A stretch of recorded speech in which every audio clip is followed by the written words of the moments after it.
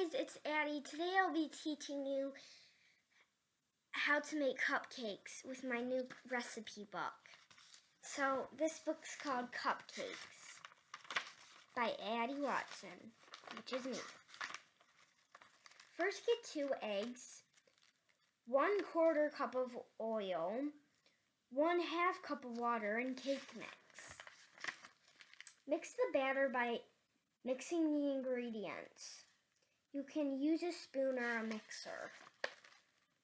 Put the cake liners in the pan and pour the batter in. Put it in the oven for 25 minutes. Eat and enjoy. So now you know how to make cupcakes. Have a nice day. Bye.